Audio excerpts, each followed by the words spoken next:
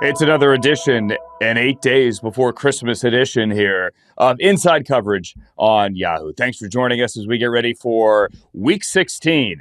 As good a week as maybe Week 15 could have been. Yes, it is that kind of week. Hi, I'm Andrew Siciliano. This is the how, the why, any and everything you need to know about the National Football League. Coming up in about 20 minutes, Lions wide receiver Amon-Ra St. Brown will join us. He calls where I sit right now, Southern California home. He came back last week and had quite possibly the best game that a player can have, or even the best half, especially the first half, that a player could have in a losing effort in a game that I've seen in a long, long time. And as I say hello to Jori Epstein, and as I say hello to Ben Fawkes here, our gambling expert, I'll just tell you guys, we're going to run it. I pre-recorded it. It blows me away that Jori, this is night 4 Hanukkah, Christmas 8 days away.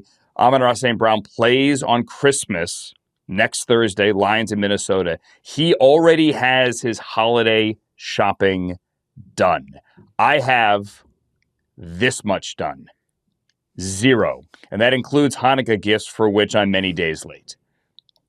Okay, I definitely don't have any Hanukkah shopping done. That is not on my radar. Lighting candles, that's about it. But I will say that when my husband and I got married, we were like, okay, we are going to get engaged between Super Bowl and Combine. We're going to get married Labor Day, 4 days before the start of the season. So I cannot say that I have not also planned my life and personal elements around the NFL season. So kudos to him for recognizing this is the industry we chose. There are going to be holidays and weekends and stretches of the season where we can't do this. Let's make it work when we can.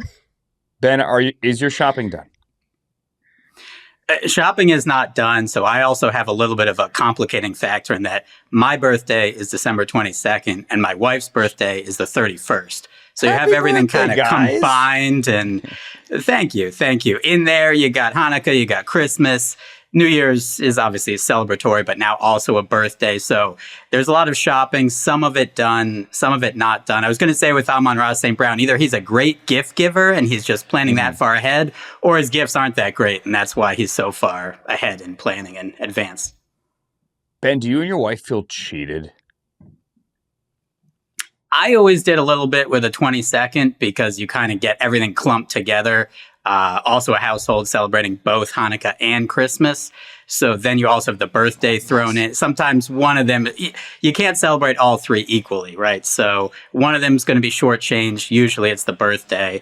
It's just the way it goes. It's okay. Celebration exhaustion. My dad's birthday, as we get off on track to start the show for the 85th consecutive day, my dad's birthday is Valentine's Day, but you're an adult. Valentine's Day birthday, it doesn't really matter that much. An 80-year-old man isn't sitting there going, oh my God, they stole Valentine's Day from me. I get it. My mom's birthday is very often Mother's Day, not every year, but very often it falls on Mother's Day. So I feel like she gets cheated sometimes, certainly. My birthday is at the end of the summer, right around Labor Day. So when I was a kid, when school started earlier, and in some states it still does, it would be like, hey, happy birthday. Go back to school. Get out of here. Leave. At least you're around your friends, though, on summer birthdays. Yeah. No or winter break birthdays. Summer. Yeah, summer birthdays are fun. Now as an adult, I kind of see my birthday as a celebration of the end of summer, and it's back to football. But at that point, you've already been wearing NFL Network dry fit polos for a month, schwitzing through training camp. By the way, I love my job, whether my current or forward job. It's great. It's great. But it's all right, birthday. Hey, all right. Let's get to Week 15. Before we get to Week 15, let's talk about some quarterbacks, because Wednesday was a very interesting day around the quarterback world. We're going to begin in Miami, where Mike McDaniel telegraphed it yesterday. You don't take 15 minutes of questions about the possibility of changing quarterbacks, saying you're contemplating a change of quarterback, and then not change quarterbacks. He had made up his mind, even though he claimed yesterday he had not made up his mind. Tua Tagovailoa is getting benched for the final 3 games of the year. Now, coincidentally or ironically, or maybe none of the above, they're playing the Bengals this week, and Joe Burrow had some very interesting comments. We'll get to those later today. But it's going to be Quinn Ewers against Joe Burrows. Quinn Ewers, the rookie out of Texas, the late-round pick, who joked that it's 2 Ohio State guys going head-to-head this week. They both had about 5 minutes in Columbus and then chose to finish their college careers elsewhere. For Tua, I do think this is the end. I think this is the last time you see Tua Tagovailoa in a Miami Dolphins uniform, and that was going to be Monday night when he walked off the field after that loss in Pittsburgh. He put up a lot of stats. Most of them were empty calories, garbage time stats. I hate that phrase, but that's what they were in a loss to the Steelers. Tua's cap number for next year is $54 million. That is guaranteed money. Rather, let me rephrase that. His guaranteed cash next year is $54 million. And his cap number, if they were to just say, Tua, get out of here, is basically $100 million. They either have to just eat it and do what the Broncos did with Russell Wilson and say the faster we start to eat this, the better. Or Jori, go find another new head coach potentially, or maybe Mike McDaniel, maybe they stick with him. But remember, McDaniel came in and was like, hey, I'm the guy that's going to, not unquote, fix Tua, but I'm the guy that can make this work. Until now, it doesn't work. So, like, what are the Dolphins doing now? Yeah, it's a great question. I'm interested first and foremost in seeing what can Quinn Ewers do, because I think that's where we go to figure out what's going to happen with Mike McDaniel and what's going to happen in the draft. These next few weeks are going to be pivotal. On one hand, Quinn Ewers was drafted in later rounds because of some of his limitations, particularly as an athlete, the mobility, the escapability. But when I talk to evaluators from different teams around the league, they say, look, he is a pretty natural passer. Maybe he doesn't have like the highest velocity throws, but short intermediate game, if he can get the ball out to guys in time and really work within the rhythm and timing of Mike McDaniel's system. I talked to one evaluator who felt like when the Dolphins drafted Quinn Ewers, it was a really good system fit. And so you say, okay, well, Devon Achane, lean on that run game. As we talked about this week on Inside Coverage, the top 5 passing yardage outputs this year for the Miami Dolphins were all losses. So probably just lighting it up is not what they need to do, maybe to protect their defense. There are multiple reasons for that. Lean on Devon Achane. When you are in the passing game, remember, you got Jalen Waddle. Don't try and just have all of these like 10-point plays, as we like to say, 5-point plays, whatever it is. Just really try and move the chains consistently, almost as if it's like Brock Purdy, Kyle Shanahan. And I would say that's probably a little bit unfair to Brock Purdy given what he's shown us. But this is really mostly about the rhythm, pulling the trigger quick, and staying poised. So I think what we'll need to see is, if it turns out that this evaluator I talked to is correct and Quinn Ewers is a good fit for Mike McDaniel, then if you're the Dolphins, you say, well, our coach wasn't the issue, the quarterback was. And oh, by the way, if you get there, that'll be interesting for Brian Flores' head coach opportunities, because while that was not the only challenge to his opportunities, a big reason that he and the Dolphins did not agree is because he did not view Tua as that quarterback who could get them over the hump. Yeah, it's really interesting, just strictly from like this week. They're playing the Bengals. So they were a 2.5-point home underdog. That moved to 4.5, which is interesting, I think, on two fronts. One, obviously they're a home underdog against a bad Bengals team, which kind of shows you their power rating. And two, the fact that you go from Tua to not Zach Wilson, but Quinn Ewers, and it only moves 2 points. So basically, before the season, I asked odds makers that difference between the starting quarterback, the backup quarterback for every team. Tua over Zach Wilson was 4.5 points at the beginning of the season. And now Tua to the third stringer is only 2 points. So that kind of shows what has happened over the course of the season. I think with Tua, a lot of it, the Dolphins had a win total of 8.5. That was bet down to 7.5, which some respected money before the season. So people didn't quite like them to be as good and surpass expectations. They've been pretty middling. They're 7-7 against the spread as well.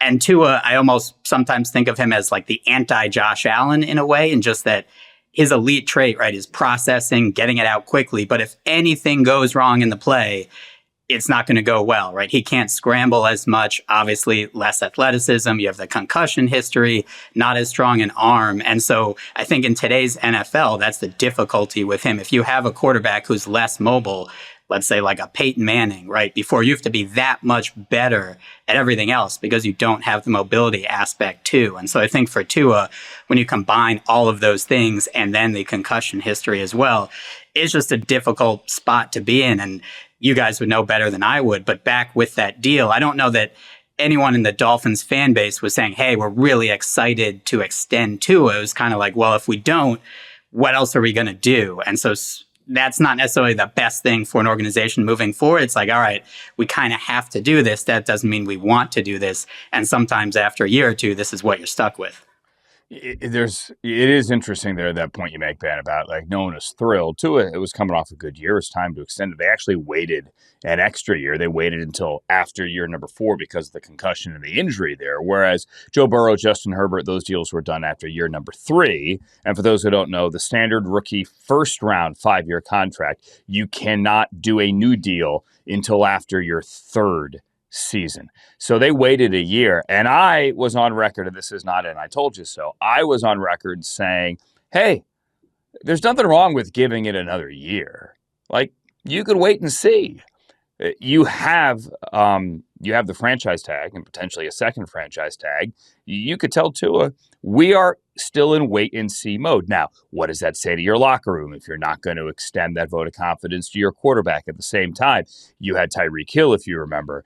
He wanted to have his new deal tweaked after the wide receiver free agent market money all blew up here. So the Dolphins wrote a couple of big checks, and right now, seemingly, those big checks have backfired on them. They have not bounced, but they have to find a way to make the numbers work. Jori, I want to double back to something you said there, because I hadn't looked at it through this lens. I think it's interesting.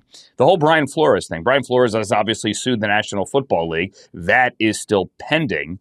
Fighting over arbitration and whatnot. He has had 2 very good years as defensive coordinator of the Minnesota Vikings. As we march towards the new coaching cycle in January and February, his name will certainly be out there, but who knows if anyone's going to give him another chance as a head coach. He and Tua famously were kind of like oil and water, right? He coached him hard. He coaches everybody hard, and it broke down. And when McDaniel got there, they connected. And it was a beautiful thing. At first, they scored 70 on the Broncos, for Pete's sake, in a game in September. It was a thing of beauty. And Tua has spoken openly about, hey, this guy believed in me. It's amazing. It's amazing what the power of positive reinforcement and good play calling can do for somebody. Not everything has to be 1950 scream at you and berate you coaching. But you bring up the possibility that if this falls apart, there might be some people that look back on Brian Flores and go, maybe he had a point. I would offer, yes, but it did work for at least a little bit with Mike McDaniel. Right. And to be clear, I don't think the only reason Brian Flores lost his job was his inability to maximize Tua. And I also think if Brian Flores gets another head coaching job, that it should be somewhere like the Giants, where I've talked repeatedly about my belief that Jackson Dart needs an adult in the room who's going to yell at him and say, hey, you cannot run like that. You cannot put yourself in danger like that. Whether I'd said Mike Tomlin previously, but just someone who has experience, who has kind of a disciplinary element and a toughness element, so that they can kind of knock that out of Jackson Dart, because I get that you're competitive, but it's not sustainable what he's doing right now. As it relates to Brian Flores having a job, I find it unlikely, based off what we've seen from the NFL and past history, that he will be able to get a head coaching job if these lawsuits are still active. I mean, same thing with Gruden. This is not like specifically about the nature of his lawsuit. This is the nature of any lawsuit, whether we want to like it or not. And so he would probably have to decide whether he was willing to settle, and he may not be willing to do it. I also think he's got a good thing going in Minnesota, where I think he and Kevin O'Connell are really good foils to each other, because Kevin O'Connell, despite being like super intelligent and high functioning, is rather laid back in terms of his personality. And so to get a little bit of fire in the room from a guy like Brian Flores works. But I think anytime we see something go wrong in the NFL, and it had previously been tied to a player, so in this case, quarterback to a head coach, Brian Flores, it goes back into the big picture way that other teams view these candidates, even if it is not the only factor. And Brian Flores is a good coach who does run hot. He can't be intense. He could also be totally charming. He is. He's a good dude. The intense Brian Flores that is the hard driving coach is not always the coach you see when he steps out of that building. Interesting guy. I like Brian Flores. And you always see this, and you're going to see this in the next cycle as well. This is just basic. This is Psych 101 here. Whether it's coaching or any relationship you're in, you very often go for the opposite of what you just had. And this isn't just football. This is baseball, basketball, hockey, any major sport. All right, you fire the nice guy, you hire the disciplinarian. You fire the disciplinarian, you hire the nice guy. And we've seen it for 1,000 years. We're going to keep seeing it for 1,000 years. The Dolphins went exactly 180 the opposite direction. They hired the nice guy, and that worked. And then, of course, it doesn't work, and you hear, oh, there's no discipline, there's no accountability. Tua's got to actually call his teammates out and say they need to be accountable. Well, then, Tua, why are you doing that? You're a bad leader, and then the whole thing falls apart. For the record, you mentioned Devon Achane. He was a full participant today with a rib injury, or is it ribs? Don't know how many ribs are actually banged up. The Dolphins and the Bengals this week. And then there are the Atlanta Falcons, who went on the road last week and won on Thursday Night Football and shocked the world and shocked the Bucs, even though the Bucs were getting healthy and Kirk Cousins lit them up, and all of a sudden you're going, what's going on there in Atlanta? I thought Raheem Morris was getting fired and Kirk Cousins can't play anymore. Well, no. Well, maybe not now either. This might have been a throwaway line, but I'm going to read it off the screen to you, Jori. Considering Michael Penix Jr. is out for the season with a torn up knee, and he is rehabbing, and his week one future, although that is a long way away, is somewhat in doubt. Raheem Morris was asked today about the possibility coming off as the game Cousins had on Thursday of Cousins being the quarterback next year after they've just paid him $100 million for the last 2 years. And Raheem Morris said, quote, "Everything is on the table." And this is from a quote attributed to AtlantaFalcons.com.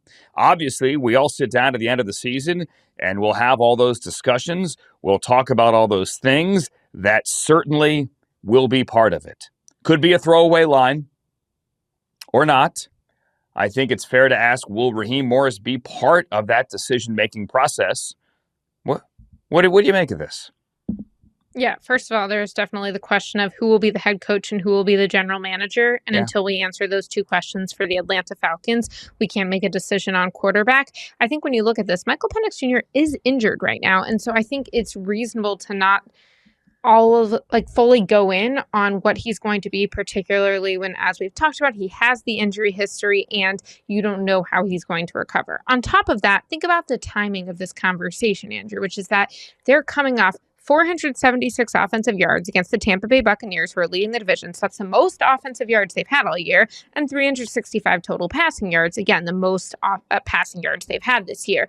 They had guys who were kind of showing up in ways they hadn't. Look at what Kyle Pitts did. And so I think when you look at this, if you're the head coach of your team and you're trying to win games and show your ownership, hey, I believe in this, why would you try and take confidence away from the quarterback that's currently out there?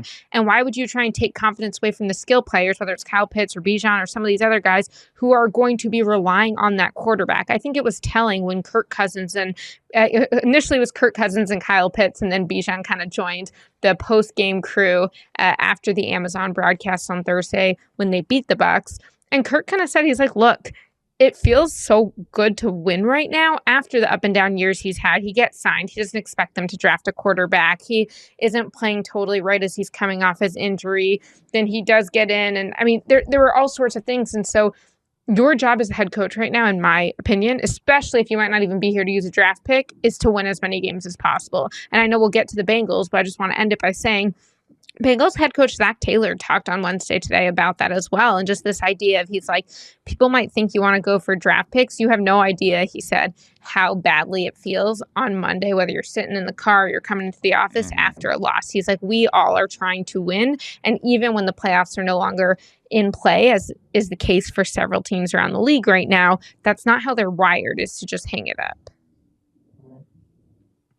Yeah, and on top of that, the bigger issue being they don't have a first-round draft pick. So even if they wanted to lose all of their games, it wouldn't matter because the Rams hold that pick. And so that also complicates things with the quarterback in that they right now are scheduled to have the 42nd overall pick. That's their first pick in the second round, the 10th pick of the second round. Obviously, a lot of opinion. We have plenty of time to dissect the quarterback class for next year, but they're not going to have a pick, in the top 40, it certainly looks like. And it just speaks a little bit, I think, to that kind of team mismanagement that we've seen, whereas Jori alluded to, you signed Kirk Cousins to this big deal in March, and then next month you draft a quarterback at, I believe, number 8 overall. And Cousins is kind of blindsided. It's not the ideal situation necessarily for Penix as well, because unlike, let's say, a J.J. McCarthy, who's young and needs experience, Penix is an older, experienced college quarterback. He kind of is the high floor, maybe lower ceiling prospect where you kind of know what he is.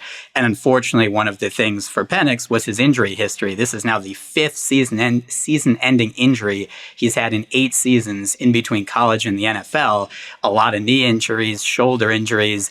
That's not generally what you want for a quarterback who isn't that mobile anyway. And now you have the other option, which is Kirk Cousins, who is an older, also coming off a big injury quarterback who is even less mobile. So I guess it's an option to go with Cousins as a Vikings fan as well, having gone through the Kirk Cousins experience when he was more mobile. I don't think that's the solution for the long-term future for the Falcons, but they're kind of in the middle here. And part of the issue is just you traded that first-round pick for a pass rusher and James Pierce, who looks very good, but you don't know when you trade that first-round pick what exactly it's going to be. And so they've had a good season, probably a disappointing season. And I think we've seen that as well in the betting markets. They're okay. They're 6-7-1 against the spread. But the big thing for the Falcons, I think kind of supported by the eye test too, they're 1-6 against the spread as a favorite. So they just don't really beat the teams they're supposed to beat. Now all of a sudden you have a record kind of around 500. And then without that first round draft pick, you aren't even incentivized to lose games. You're kind of like the Dolphins. You're in the middle there. And the Dolphins also might have been better not going on that 4-game winning streak, having a top 10 pick or higher closer to the top. So you never know. They're professional athletes. They're going to obviously try and win, but the Falcons a little tougher without that first round pick. Yeah, it's a lot tougher. And that was one of those trades where, you know, I can tell you when the trade went down, my phone blew up like, excuse me? They just did what? And James Pierce is a good player. He's also a player. And look, he's had a very good rookie year. He's also a player that a lot of teams were just going like, we're not drafting him. He's not somebody that we would draft. And the Falcons moved up to get him. The Falcons this week, looking down on my schedule, I don't have this one memorized yet, where the Falcons this week, they are on the road against Jake Brisket and the Arizona Cardinals.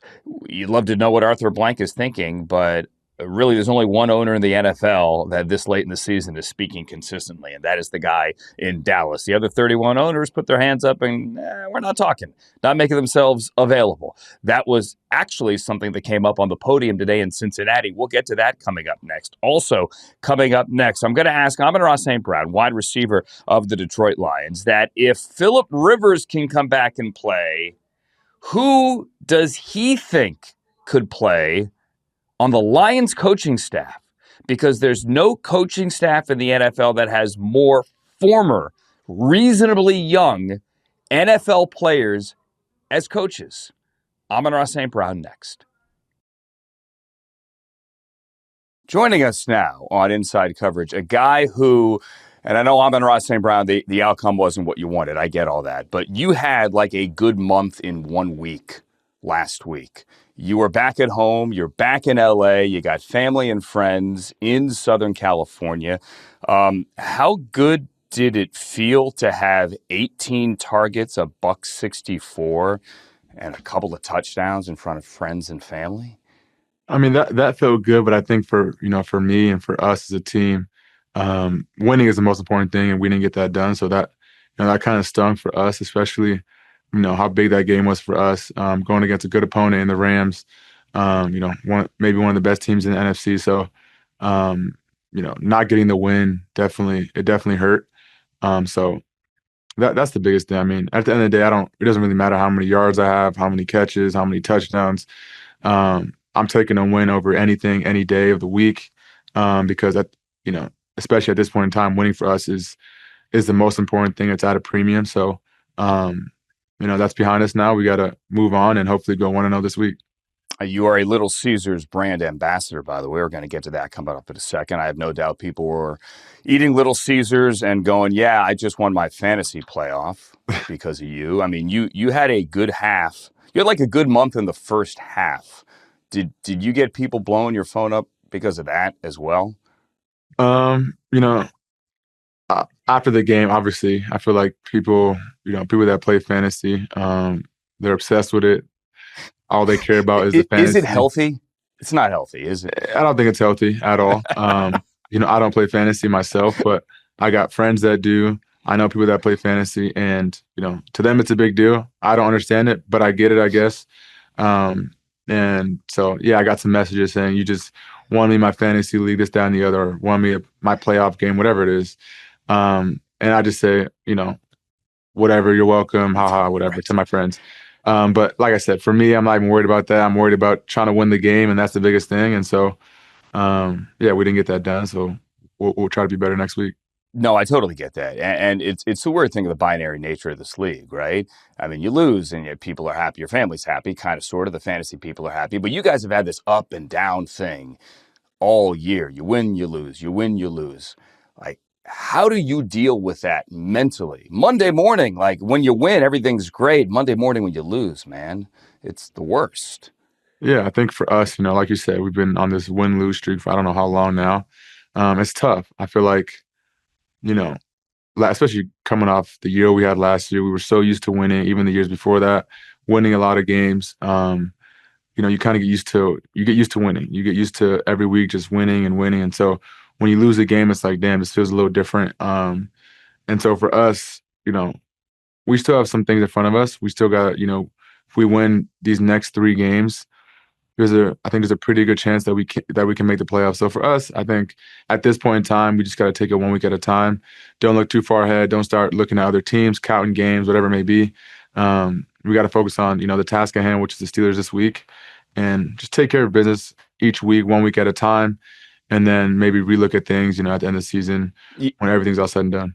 Yeah, and the math's great. Like, you guys went out, it's 95%, obviously, but like you said, you got to go week by week. What do you think watching the Steelers on Monday Night Football? I actually didn't watch too much of that game. I was a little busy yesterday with my girl, so I didn't watch too much of that game. Saw some of the highlights, but I didn't watch much of it. I'll be watching on tape, tomorrow and seeing what they did on defense. But the Steelers, they're a good team. They got Rodgers, they got DK. Their offense is going. Their defense, you always know what kind of defense you're getting in Pittsburgh. That the run and hit, always one of the best defenses in this league. So it's gonna be a good matchup. Can't wait. All right, let's do some fun ones here. You guys are playing on Christmas, and you're on the road, by the way, on Christmas. Amon-Ra St. do you have your Christmas shopping done yet? I have most of it done, actually, believe it or not. I like to get ahead of it before. You're unbelievable. Before Seriously? It gets all crazy. So I did most of it last week. It's easy nowadays too. You can go online, you can order stuff online, and then get it all done in one big bulk. So I try to get it done the week before because I know everyone in about 3 or 4 days is going to start scrambling. So yeah. I got most of it done already. That's me. So I haven't done anything yet. Jared, I assume, gets the O-line gifts. Do you get Jared a gift, Amon-Ra? I don't get Jared a gift. I tell him Merry Christmas. I tell him, Happy Holidays. I don't give him a gift. If anyone's going to get a gift, it's going to be our receiver room. We do like a, what is it called? White elephant, or I think it's called that. Each and every year, get each other, gifts and hand them around. So that's usually what we do in our room. But no, Jared Goff does not get a gift from me.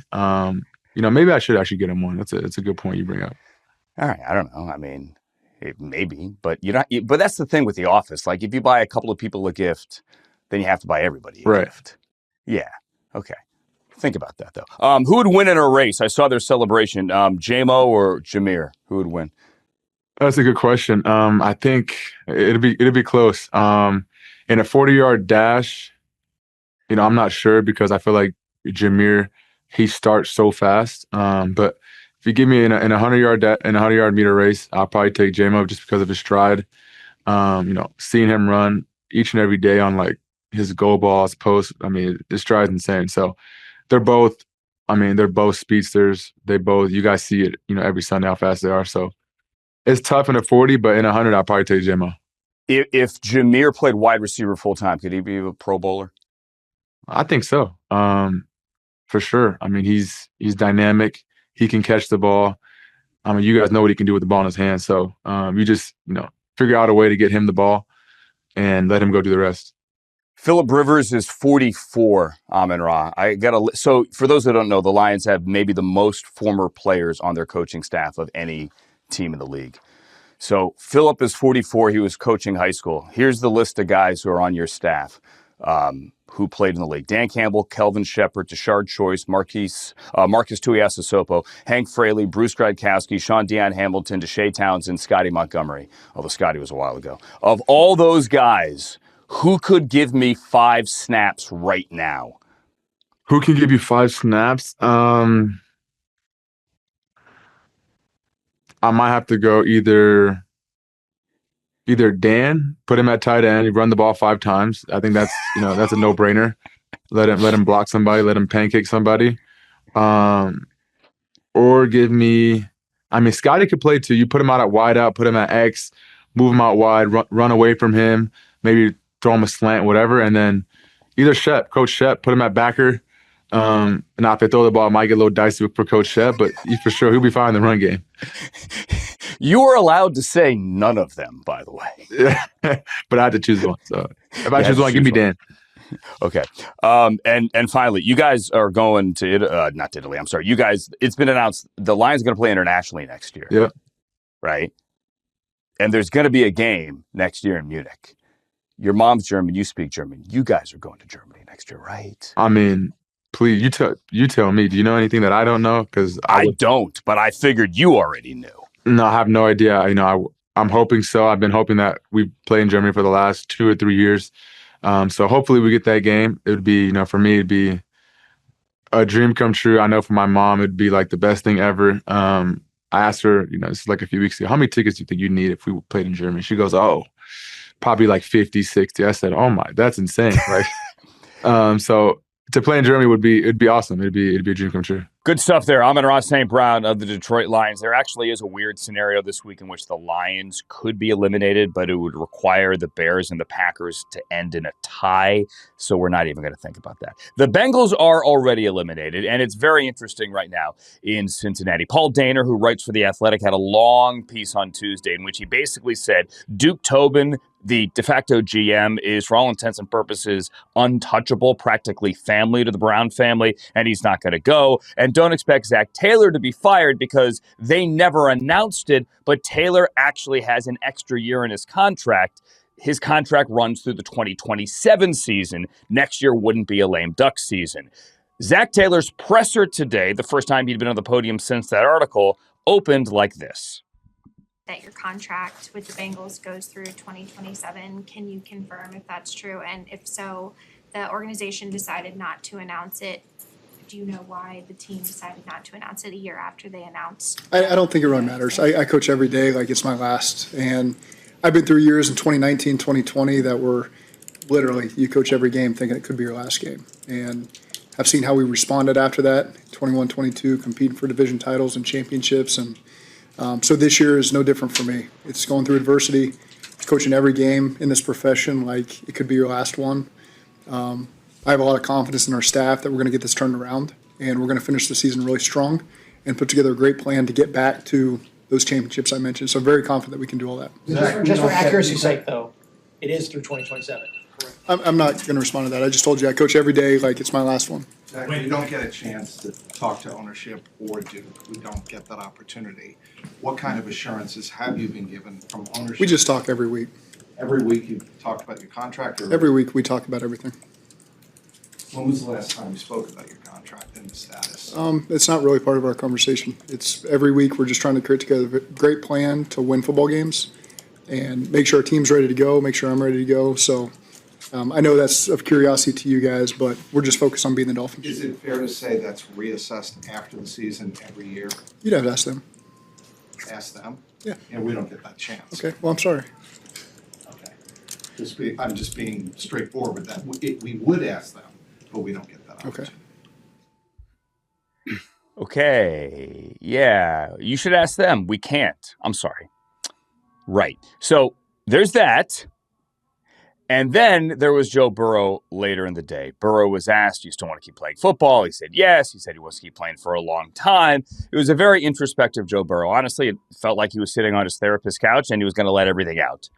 Really, that's what it felt like. And He was not going to hold anything back whatsoever. This part near the end of his presser, though, remember, he had already said, I want to keep playing for a long time. Like, he's not thinking about retiring at all. But this was near the end, and this was eyebrow raising. Is there any world in your mind where you're not the quarterback of the Bengals next year? I can't see that, no. Have you ever thought about the possibility of not being the quarterback here during your career, or? You think about a lot of things. You think about a lot of things. All right. So when your significant other comes to you and says, hey, have you ever thought about dating or marrying or being with somebody other than me? And the answer is something other than, no, honey, I want to be with you for the rest of my life. When the answer is, I think about a lot of things. Jori, your thoughts? Yeah, and it was interesting because in this interview, Joe Burrow also talked about how even if he didn't anticipate a time where he would not be the Bengals quarterback, which he did say, he was like, but I also didn't anticipate Micah Parsons getting traded by the Cowboys 10 days before their opener and a week before the season. So things happen. To me, what a lot of this comes down to last week and this week for Joe Burrow, I should start off by saying the following. Joe Burrow mentioned directly, he says, look, I'm a pretty quiet person, and because I don't talk often about how I'm feeling, people fill in the gaps. So I'm sorry that we're about to fill in the gaps, but I think that what he said is really interesting. We should note that Joe Burrow said, I think a lot about, he said, quote, I think about what I say a lot and don't necessarily care what comes of it. I'm smart enough not to say things that are going to put people in bad positions. I'm smart enough to know what to say and what not to say. I think everyone knows that, in response to being asked if he likes being in a place where he can speak his mind freely. So we should assume that even if Joe Burrow might not care about the response, he has considered what he's saying. He's not just speaking all of a sudden. We all know people who speak off the cuff, don't think twice about it, might not even remember they said it. That's not Joe Burrow. He said, I think about these things before I'm saying it.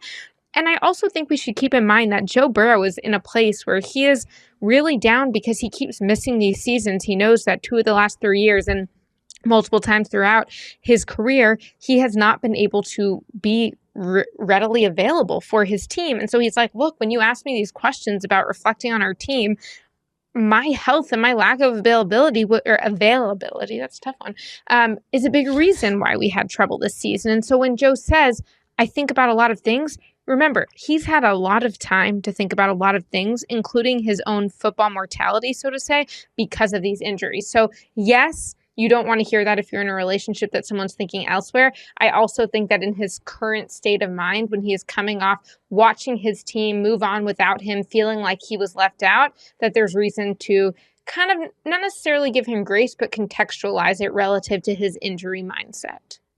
I 100% agree with you about giving him grace. And I heard him as well when he said, look, I haven't even had a season this year. Like I haven't had a season. And he said that he wants to keep playing as long as Aaron Rodgers or Tom Brady or Joe Flacco. He said that those guys have proven that they could play well at an old age. And he said he views himself as one of those guys. So, like, I get all of that. I could also get, like, if I'm a Bengals fan right now, Ben, like, he had the opportunity to say, no, I never want to go anywhere but here. And he didn't say it. Now, Bengals fans are getting very defensive. They think that everyone's trying to push Joe out, that the national narrative here is we got to get Joe Burrow out. Joe Burrow wants to get out. This is a cry for help. Let's help. Okay. Bengal fans are very protective. They think we're making something out of nothing here. But Ben, I could also tell you that, like, I've heard from multiple friends in New York today. Jori, if you want to turn on WFAN right now, maybe, I don't know if you even have an AM radio in your home, where right now, WFAN in New York, they are trying to find a way to get Joe Burrow to the Jets. This has been brewing for weeks now. New York Sports Talk Radio, they are convinced that the Jets can go get Joe Burrow. All he had to say was, guys, I grew up here. This is home. Like, I don't want to go anywhere. But Ben, I didn't hear that. No, and look, he is very intentional, clearly, with what he's saying. Like Jori said, he's had a lot of time to think about it. And ultimately, he's one of these. This is like when, LeBron James was a free agent, right? Obviously, Joe Burrow, not a free agent, but so many teams would be interested, right? This is going to potentially, if it happens, be an incredible shift either in the AFC or the NFC. Now, you would think that the Bengals, if they were going to trade him, would want to trade him out of the conference. And as I said last week, there's a certain team that might make a lot of sense in the NFC North that has a rookie quarterback who maybe could take a back seat for a little while in Minnesota. Just a possibility. But this is I think it's being underplayed a bit just because the Bengals are out of it. Like, remember, Joe Burrow went into Arrowhead and beat Patrick Mahomes to go to the Super Bowl and almost did it again. But they've also missed the playoffs in several years. And a lot of that has been because they either had a slow start where they were famously 0-2 or 1-1 at best in those first two games and in September, or Joe Burrow's been injured. For the most part, when he's been on the field, they've been winning games. He just hasn't been on the field enough. And part of that has been because they haven't hit on those draft picks. As I said last week, they've spent a lot of draft capital on the defense, which is still bad and potentially historically bad this season. And the offensive line has been bad. And Burrow certainly does hold the ball some, but obviously some of those injuries can be on that offensive line too. And so I think you're just seeing a guy who's frustrated, understandably, at kind of say, hey, they went out, they signed Jamar Chase, they signed T. Higgins, who also has been hurt some. They have the offense that should be able to compete with anyone, potentially at the expense of the defense. It just hasn't come together as a team. And also, you just have these kind of Super Bowl windows. We're not saying anything is shut with the Bengals, but their window also happened to be with the Ravens, a very good team, with the Bills, a very good team, and with the team that was in many, many Super Bowls, the Chiefs. So it's not like this has been a bad stretch necessarily. I think Bengals fans probably would be disappointed if this was the end. It just also happens that sometimes you might be the Utah Jazz to the Chicago Bulls in the 90s, and they've just been a very good team that hasn't quite gotten over the hump, even when they made that Super Bowl, and they were right there in that Super Bowl. It just seems like he's trying to tell us something, and it seems like most of those options don't have him happily playing with the Bengals necessarily next season. We put the one tweet on the screen there while you guys were talking, and this was early in the press conference where he didn't say, listen, I love Zach Taylor. I don't think Zach Taylor should be fired. He didn't say that, but he said, I think we have good coaches. Here it is. I think we have great coaches, and I think they consistently put us in position to make plays and do our best. Like, he's like, I support the coaches, basically. But then he also, and this was like 25 seconds later, said, but clearly what we've been doing the last couple of years hasn't worked. He did take responsibility for his injuries and said, I'm part of that. Yeah. But he said that we need to think outside the box now. Thinking outside the box might be, ways to keep him healthy. I mean, who knows where he's going there? He said that he obviously has conversations with management. He's not afraid to say what he thinks. It's not going away. As for the Jets, I did look it up. They currently are picking 5th and 18th. Because remember, the Jets have the Colts first-round pick. And they do have a second-round pick in the Quinn Williams trade. It's variable there because it could be the Packers pick. It could be the Cowboys pick. But, potentially here, the Jets have 5, 18, 37, and 47. There's no way on earth Mike Brown's going to trade him. I am on record, and I'll say it again. I think Mike Brown would rather tell Joe Burrow to go sit on Carson Palmer's couch in Orange County than trade him. He's not going to trade him. He will get in a stare down and tell Joe Burrow to go home. We're nowhere near that. Not throwing stones at Mike Brown. I'm just saying, there's no way. I also think that we are not at the point where Joe Burrow or Jamar Chase are advocating for Zach Taylor to be gone. I can't tell you for sure what's going to happen. I'm not and saying obviously he is. The contract length too. Not saying he is. But I feel like there was this clip going around of Jamar Chase being asked if things need to change in the offseason, or whether he was asked or not. That's what he said. Things needing to change in the offseason doesn't mean you have to fire your head coach. I mean, I was at Bengals training camp this year when they changed practices from afternoon to the morning in hopes of having a quicker start to the season. Obviously, that didn't work for them. But there are a lot of things that could change. I mean, if anything, think it was the Ravens today who got that like hyperbaric chamber where you could do red light and magnetic fields and hydrogen and guided meditation. Like that's what Joe Burrow might need for his recovery as an off-season creative change more than a head coach. I don't think Zach Taylor's the problem. Or if he is, I also don't think that that is what his quarterback and receiver are saying. And I do feel like while there are some things that are off here, I feel like there's a little bit too much connecting of the dots attempted to go on, not necessarily on this show, but just generally when I look at what's going on in the landscape. Yeah. To be clear, I'm with you. I did not listen to Joe Burrow at all thinking Joe Burrow wants his coach fired. That is not the message I got today whatsoever, because he said we have great coaching and they put us in a good position. Something's got to change. To me, it speaks to the fact that he's out of answers. Like Joe's like, I don't know how to fix this.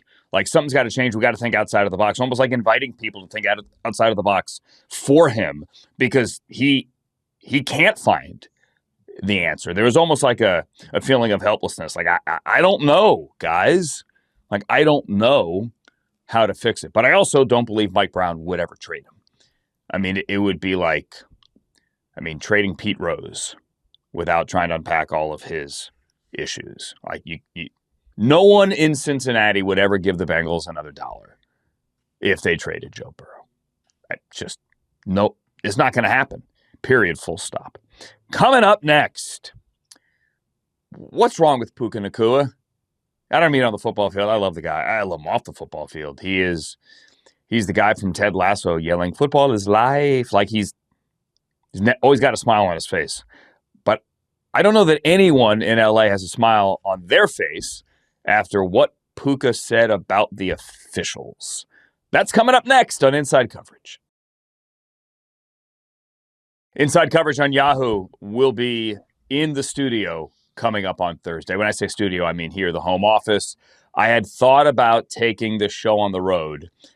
Let me rephrase that. I had thought about going to Seattle for the Rams and the Seahawks on Thursday night and just telling everybody, guys, I'm going to be in a hotel room because I really want to go to this game. Alas, I'm not. Hi, I'm Andrew. Jori and Ben are here. This is as good a Thursday night game as you're going to find. Just period. Full stop. A week before Christmas, Amazon Prime Video gets as good a Thursday night game as you could ever imagine. I mean, they are doing cartwheels in Culver City. It is the first ever Thursday game in which both teams have 11 or more wins. These are the two best teams in football. They have the two best point differentials in football. The Seahawks have a clinching scenario. If they beat the Rams, they are in. They can also, and the Rams got in last week, still get in with a win and then a Lions loss on Sunday. With that backdrop, may I offer you Rams wide receiver Puka Nacua, who went on a live stream with, I got to look this up, a guy named Aiden Ross, who I'm told is a big deal. Sorry, Aiden, not familiar with your work, and said this. Refs be sometimes. Oh, 100%. I'm like, they had yes, the refs are the worst because they're just, some of the rules aren't, and like, these guys are lawyers and like, they want to be on TV too, bro. Like, the game is, you don't think he's texting his friends in the group chat like, yo, you guys just saw me Sunday Night Football? Like, that wasn't, no way. Like, that wasn't PI, like, but I called it. I was like, seriously, they do that? I mean, these guys are normal human beings too, bro. Like, these guys aren't just like, do a better job than them. Dude, am I be joking? Yeah. Bro, they do. They're cheaters, bro. I don't care. Oops. Puka, dude, what are you doing, man?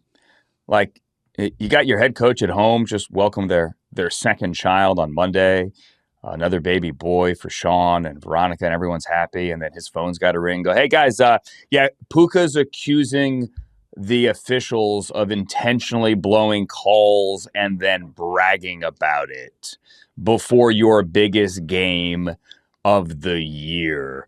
Like, what are you doing?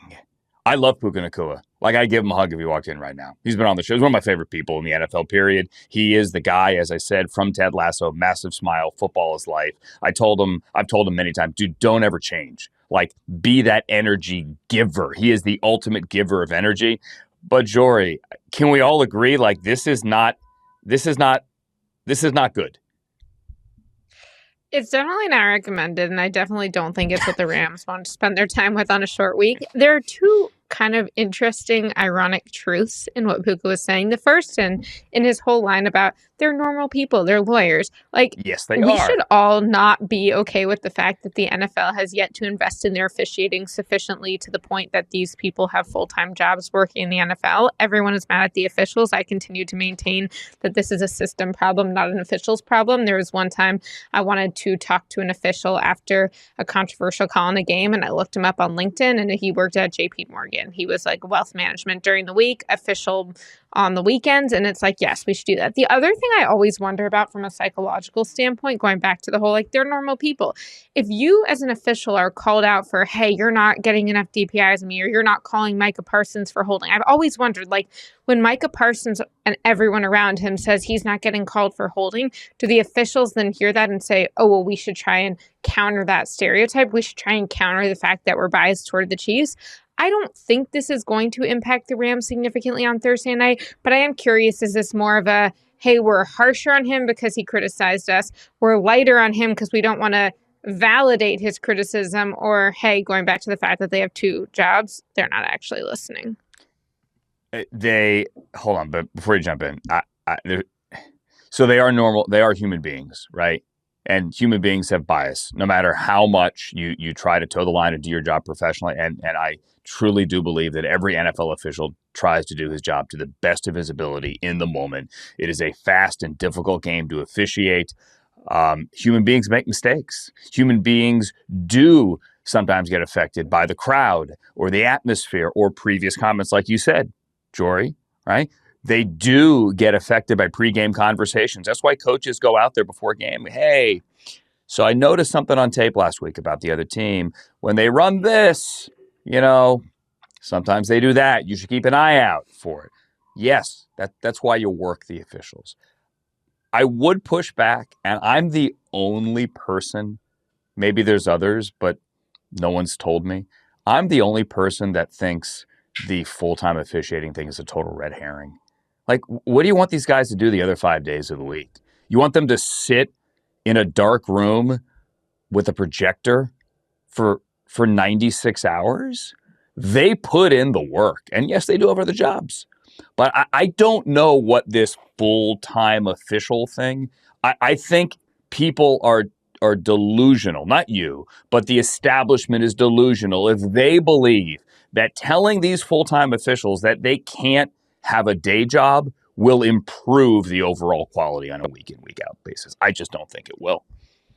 I think the same way you've got these players studying film of the game they're about to go to, the same way that you've got the broadcasters studying film, and I recognize those are both more lucrative jobs, is that take the time. Okay, but then if the others can spend their entire days studying film, why do you not want the officials studying the rule book and the film and the specific matchups, the likely calls they might see? To me, expertise is pattern recognition, and pattern recognition is about how many times your brain has seen those things likely to happen in this game. And so more time on task, more time. I mean, whether that's the NFL giving them quizzes of like, hey, this happened, what's the call? Just because the more pattern recognition you have, the more quickly they're going to be able to recall it in the heat of the game, because as we said, it's a live game.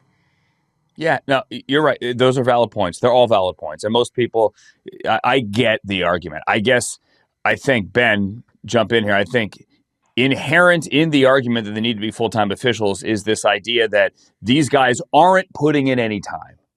And I think that's unfair to the guys that do bust their butt week in and week out. I think they do put in time.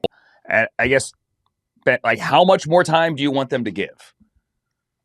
I mean, look, I think some of it's semantics, some of it's optics, right? By definition, they can't put in as much time if they have another job, right? So if you just had a certain amount of full-time officials, let's say, and there were, one per game or something, that there's probably in-between measures that you can have there, because yes, it's rife, as Jori said, for some sort of not controversy, but jokes, right? Oh, that pass interference. And then somebody looks them up on LinkedIn and, they're working at, like you said, some private equity company, or they're a school teacher, or whatever it is. I think just people would feel better, especially there's plenty, to take it in the sports betting direction. There's always the, oh, is this on the up and up, right? And, oh, this official made this call, or this group has made this many.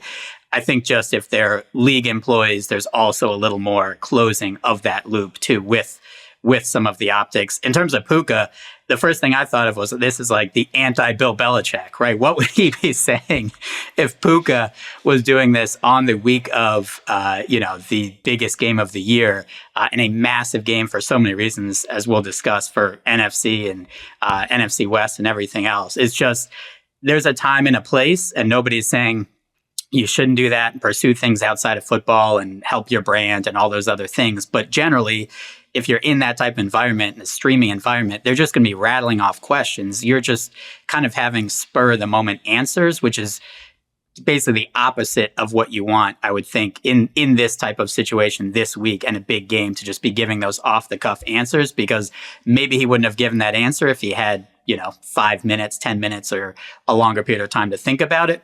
But when you're streaming and just talking to people, you also forget how many people, that is a very popular streamer, how many people are watching that, how quickly that's going to be disseminated.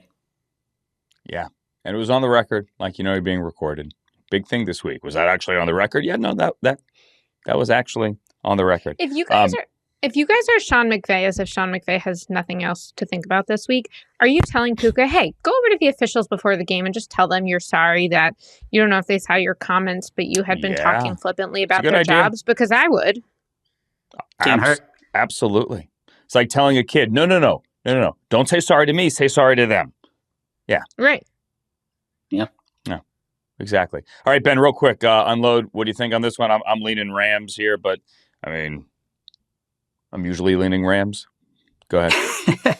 Yeah, it really, really important game. The Rams opened 1.5 or a 1 point favorite. This has now flipped at a lot of sportsbook. It was pick'em. Now Seahawks -1 or 1.5. Totals come down a couple points as well, down to 42. It's supposed to not be great weather in Seattle, with some wind, with some rain. Not that cold, probably 40s, but still, obviously the Rams used to playing indoors. And it's just, we rarely see a game where both teams, it's their two best teams against the spread. They're both 10-4. They're the two teams with the best Super Bowl odds. Obviously, the two teams, the best odds to win the NFC and the NFC West. And the Rams, the Seahawks, number one team in DVOA. Rams, number 2. And the Rams have been number 1 on odds makers power ratings for a couple of weeks, with the Seahawks number 2. Public is on the Rams a bit. I thought it was interesting, though, when these two teams played a couple weeks ago, the Seahawks had 414 yards of offense, the Rams just 249, but they basically averaged roughly the same yards per play, because the Seahawks ran 79 plays and the Rams only had 50. And basically, the Seahawks offense has been getting worse as the season is going along, but the defense has been that much better to kind of compensate for it, whereas the Rams have been roughly the same over the course of the season. Ultimately, a lot of this game is probably going to come down to, does Devontae Adams play? Devontae Adams, doesn't seem like he will. You'd probably tend to lean the Seahawks in this game, just with that home field advantage, but Sam Darnold really has not played well the last few weeks, and Matthew Stafford pretty much has. I think Darnold has a QBR over one game in his last 5 over 44, with 50 being average. So he's really, since that Rams game, kind of gone downhill a bit. But the Seahawks have still won a lot of these games. Case in point, see them getting into the red zone a lot last week against the Colts and kicking a lot of field goals. Earlier in that season, we saw them face the Commanders. They're up 35-0 at the end of the first quarter. So just the fact that that was kind of a game in the fourth quarter, and obviously late, speaks to kind of where the Seahawks are now as to where they were earlier in the season. Let me give you the forecast here, Jori. It's supposed to rain all night in Seattle. It's in the 40s. Right now, there is a flood watch in Seattle and a 100% chance of rain tomorrow. That, according to my iPhone, it's supposed to stop raining between 5 and 6 local. So in other words, in the first quarter. Awesome. Happy that I'll be watching it on my couch, actually, now in retrospect. Yeah, this will be an interesting game for Matthew Stafford, given what people think about his ability to play or thrive, at least in rain. And I think it'll be interesting because in the first matchup of these two teams, the reason that the Rams were able to win despite the massive difference in yardage and the Seahawks outgained them by so much is because Sam Darnold had a career high tying 4 interceptions. So to me, this game comes down to who wins the turnover battle. Obviously, that is often the case in games, but I think particularly in this game, particularly given what Sam Darnold did, not just against the Rams this year, but in the Rams late last year while playing with the Vikings. And we know that the Seahawks defense can create turnovers. And if Matthew Stafford is able to thrive despite any weather issues and despite the Seahawks defense, I think he will come pretty close to locking up what should be his first career MVP. But I mean, I don't know. If you're the Seahawks defense, you're also kind of like, wow, this quarterback seems young in Matthew Stafford. Like the last guy was, 44? This guy's 37? I mean, this guy is spry. Matthew Stafford 6-0 against the Seahawks as a Ram quarterback, for what it's worth. And even with those 4 picks, you would go, wow, they must have sacked him a bunch. Because remember, the Rams sacked Darnold 9 times in that playoff game last year when he was with the Vikings in the wild card round. They actually didn't sack him last time they played, but they put enough pressure on him to force those 4 INTs. And obviously, those 4 INTs were the difference. Darnold has lost 3 head-to-head meetings, 3 straight, with Stafford, including the postseason. However, they're not pitchers. It's a little more than just 2 guys wrestling at midfield, as Taylor Swift surmised over the summer during her live stream with her fiance, Travis Kelce. All right, let's go. Time for one more thing before we go. Ben, yours has to do with this game. What do you got? Yeah, as hard as it is to believe, the San Francisco 49ers will be rooting hard here, because if the, let me get this right here, if the Seahawks win, then the 49ers actually control their path to the number 1 seed in the NFC just based on their schedule. Now, they don't have an easy schedule. They have at the Colts, the Bears. So obviously if they beat them, the Bears couldn't get the number 1 seed, and then they finish against the Seahawks, and they already have beaten the Seahawks earlier this season. So it's just kind of amazing. Right now they're plus 750 to have the number 1 odds in the NFC. They're 8-2 in the NFC. They're 4-1 in the NFC West. So they have a chance, despite the season-ending injuries to Nick Bosa and to Fred Warner, and with Brandon Ayuk not even playing this season, they've quietly just been winning games all of a sudden, and they're right there potentially to have a shot at the number 1 seed, which is kind of amazing given how their season has gone. Okay, so yeah, the Niners lurking behind everyone here in the NFC. Jori, what do you got? All right, I think we've got some audio for this, but I know we had Amon-Ra St. Brown on the podcast today. We also had talked to officials, so let's hear the latest injustice that our friend Amon-Ra is facing. I want to know what happened to your burger first down celebration. You guys stopped doing it. What is that? Did you see me do it? I saw you do it. I saw like 2 other guys do it. Like, what happened? What happened, bro? We do it the first drive. Our receiver coach comes do it after the first drive. Hey, man, ref said you guys can't do that no more. I'm like, what the? Really? You can't dig in your nose and flick it? That's crazy. Why is that bad? I want to know, NFL, why can't I dig in my nose and flick it? Like, there's no way. What is bad about that? Is that disrespectful? I'm confused. No, but, you know. Is that derogatory? They're anti-fun. I don't know, man. It's not like you're flicking an actual burger on somebody, but that was just flicking, but like, yeah. Not like, bro, I want to do that all game so bad, bro. Yeah, no, that was good. I'm sick. Okay, so I can't say that I share Amon-Ra's desire to do the celebration, but I can say that having been live at a game where a player got ejected for spitting and eliminated for the entire game, I guess now we are not only against like spitting and having some sort of bodily fluid on other people in real life, we're also against imaginary bodily fluids. So lots of fun. To be clear, because I didn't see this one, I'm in the dark here. He pretended, I don't want to get fined and he pretended to pick his nose and then fling. Pretended to pick his nose and fling the booger, and the officials are like, you can't do that, and we're gonna penalize you if you do. Because the game I was at, it was so cold. How cold was it? It was so cold. It was like going to school at Syracuse, where the weather, the wind chill, the temperature, the actual temperature is below 0, where when you walk outside and you take that first breath and you inhale, it is so cold that everything in your nose freezes, turns to icicles. You couldn't even do that. Amon-Ra St. Brown could not have done that if he were playing at Soldier Field last week because he wouldn't have the ability to dig into his nose. Well, good thing that's why you have imaginary boogers always ready to go. There you go. Can't believe it. Unlimited celebrations. The anatomy of a booger flick. Okay. Didn't know we were going there today. Here's my one more thing.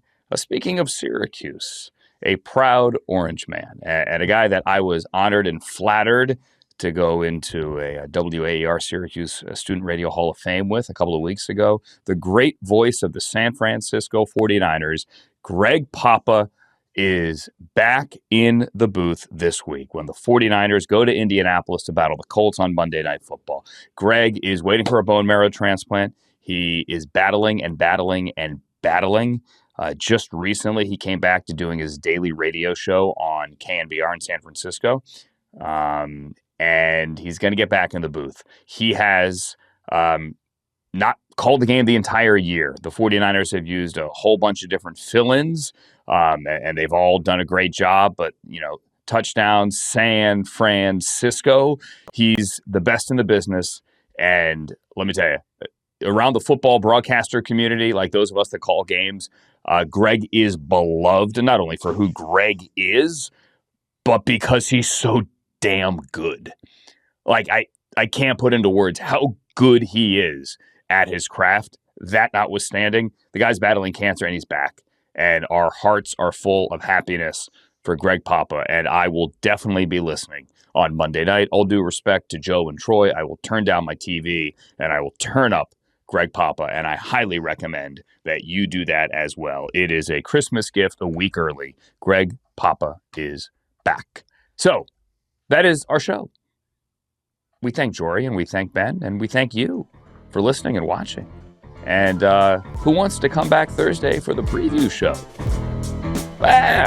We'll get a group back and we'll preview the rest of Week 16. Until then, I'm Andrew Song, everybody.